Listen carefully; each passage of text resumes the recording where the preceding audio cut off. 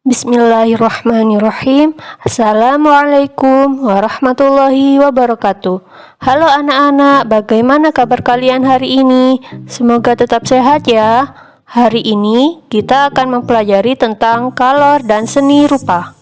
Suhu menunjukkan derajat panas benda. Semakin tinggi suhu atau benda, semakin panas benda tersebut. Suhu menunjukkan energi yang dimiliki oleh suatu benda. Energi panas dapat mengubah suatu benda. Beberapa benda akan mengalami pemuaian. Pemuaian adalah perubahan suatu benda yang mengakibatkan bertambah panjang, lebar, luas atau volume benda, akibat terkena kalor atau panas. Tetapi sebaliknya, benda juga dapat mengalami penyusutan. Penyusutan adalah perubahan suatu benda yang mengakibatkan berkurangnya panjang, lebar, luas atau volume benda akibat penurunan suhu dingin. Pemuaian dan penyusutan biasanya terjadi pada logam, udara, dan air. Berikut ini beberapa contoh pemuaian dan penyusutan benda karena perubahan suhu dalam kehidupan sehari-hari. Pemasangan kaca jendela. Tukang kayu merancang ukuran bingkai lebih lebar dari ukuran sebenarnya untuk memberikan ruang pemuaian bagi kaca saat terkena panas. Jika tidak diberi ruang pemuaian, kaca menjadi retak dan pecah. Selain itu, menghindari keretakan pada saat bunyi petir atau bunyi yang keras. Ban sepeda atau motor dan mobil. Ban sepeda atau mobil diisi udara tidak terlalu banyak. Untuk menghindari ban pecah akibat udara dalam ban dapat memuai karena panas.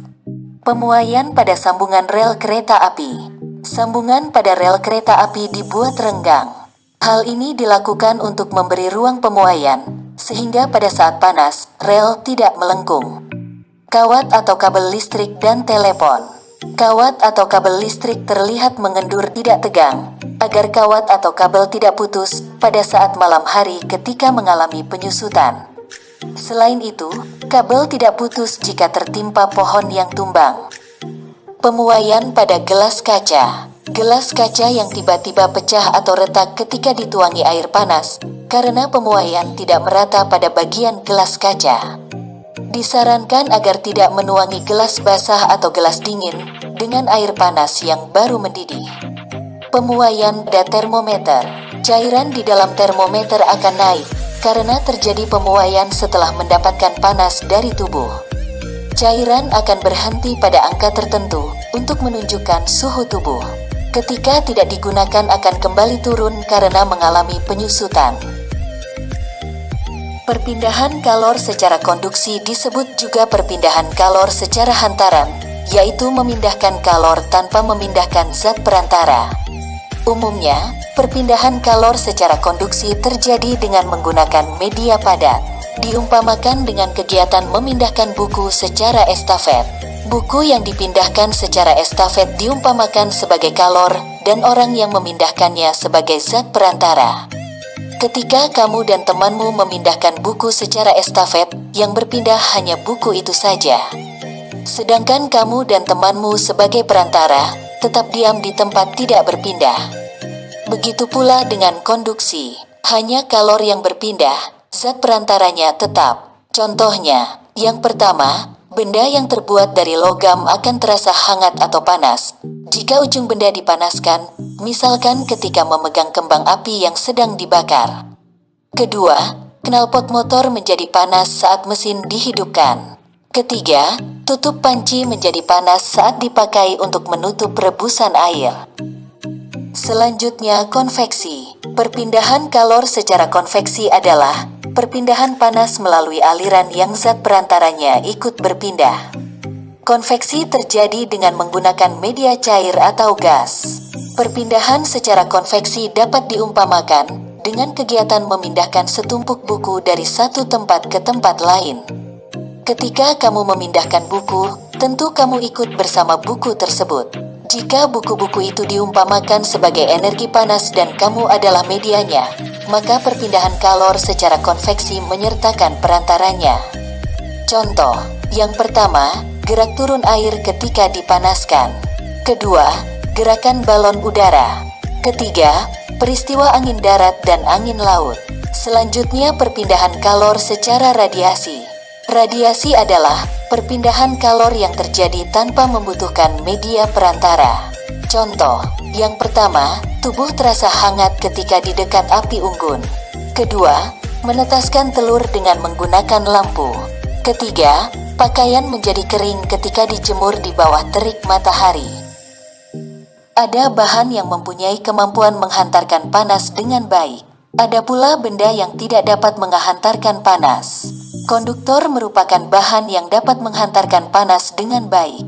Contohnya besi, emas, tembaga, kaca, air raksa, dan perak.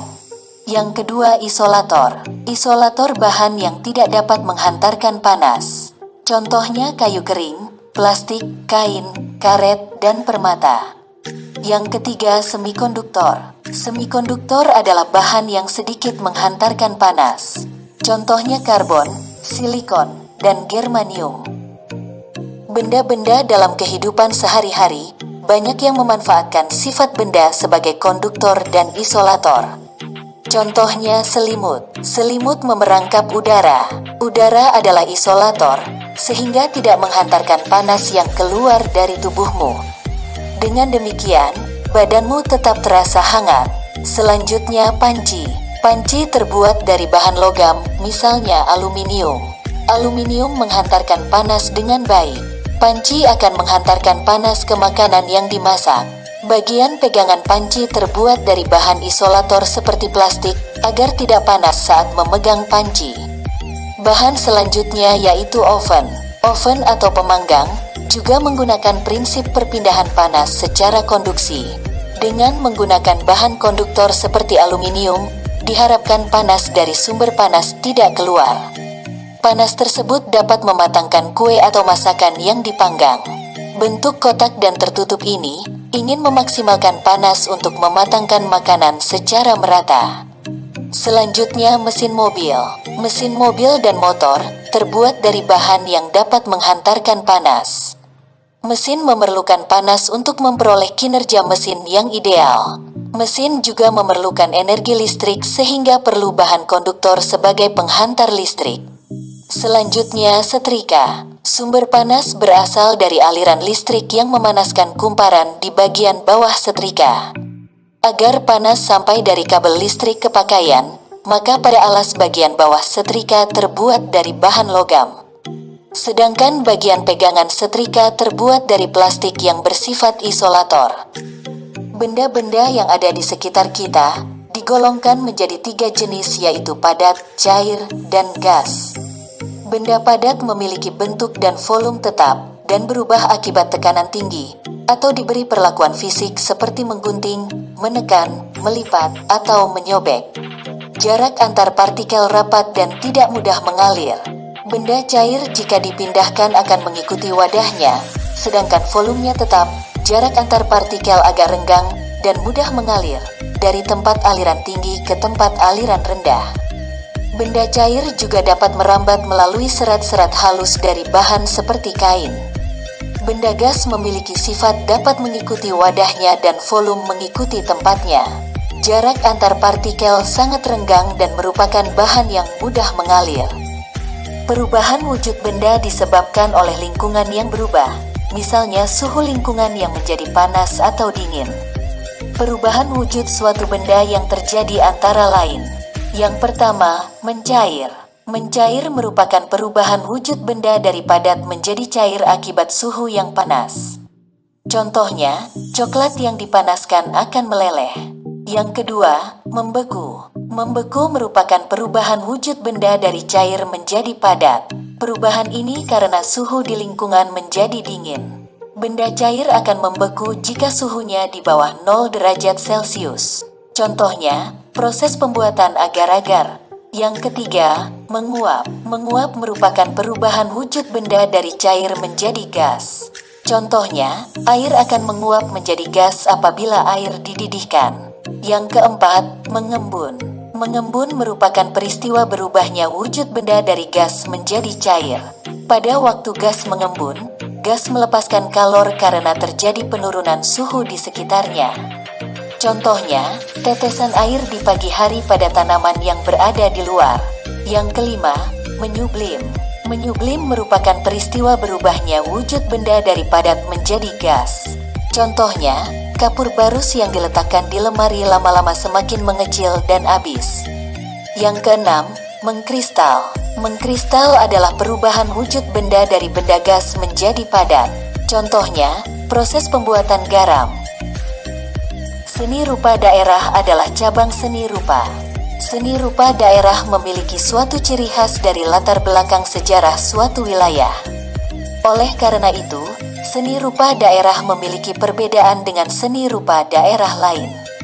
Karya seni rupa daerah dipengaruhi oleh corak seni tradisional. Corak seni tradisional terdiri atas karya seni rupa 2 dimensi dan karya seni rupa 3 dimensi. Karya seni rupa 2 dimensi berupa karya tekstil, misalnya kain batik, kain tenun, dan kain songket. Karya seni rupa 3 dimensi, contohnya ukiran kayu, keramik, dan patung. Karya seni daerah bercorak tradisional, biasanya menggunakan motif yang bersifat turun-temurun atau selalu sama dengan sebelumnya. Daerah masyarakat pesisir pantai biasanya akan lebih didominasi dengan bentuk seni rupa bermotif ikan, gelombang laut, karang, dan kapal. Sementara daerah masyarakat pegunungan akan lebih didominasi dengan bentuk karya seni rupa bermotif buah, pepohonan, bunga, dan hewan-hewan. Batik di tanah air dibedakan menjadi 2, yaitu batik klasik. Contohnya, batik Surakarta dan Yogyakarta, serta batik pesisir. Motif batik klasik dianggap masih asli atau belum terpengaruh budaya asing. Lain dengan batik pesisir yang telah banyak terpengaruh budaya asing. Keunikan batik klasik yaitu motifnya lebih condong pada motif-motif geometris, pewarnaan yang kalem serta lebih condong pada warna-warna gelap seperti coklat, hitam, biru tua, dan merah marun. Motif Sidomukti dari Surakarta dengan kandungan makna harapan atau doa agar pengantin dapat hidup berkecukupan. Motif Grompol pada batik Yogyakarta memiliki makna doa atau harapan agar rezeki, keselamatan, kesejahteraan, dan segala yang baik-baik berkumpul untuk mempelai berdua. Teknik pembuatan batik klasik tergolong unik. Batik klasik dibuat dengan canting tulis dan bahan perintang yang disebut malam atau lilin batik. Pada proses membatik dengan canting tulis, sebelum memulai perintangan, pola atau motif digambar terlebih dahulu di atas kain. Kemudian, motif ditutup malam. Proses pemalaman dimulai dari motif paling luar yang biasanya besar. Kemudian, dilanjutkan pemalaman pada motif-motif kecil yang lebih rumit. Secara umum, proses pemalaman batik terdiri atas beberapa tahap sebagai berikut. Yang pertama, ngelowongi, yaitu proses pemalaman garis bidang pola terluar. Yang kedua, nembok merupakan proses pemalaman untuk menutup bidang pola agar tidak tercelup warna saat dilakukan pencelupan. Yang ketiga, embironi, pada dasarnya sama dengan nembok, tapi proses ini hanya dilakukan jika warna biru pada kain direncanakan tetap berwarna biru. Yang keempat, nonyok, merupakan pemalaman pada bidang latar. Setelah melalui proses pemalaman, proses selanjutnya yaitu pewarnaan atau pencelupan. Yang kelima, ngelorot atau penghilangan malam, yang biasanya dengan cara mencelupkan ke dalam air panas mendidih. Batik pesisir bisa dikatakan bertolak belakang dengan batik klasik. Motif batik pesisir cenderung bersifat naturalis, menggunakan warna-warna cerah seperti merah, biru, hijau, dan jingga. Motif batik pesisir mengabaikan makna simbolis dan lebih menekankan segi keindahan motif.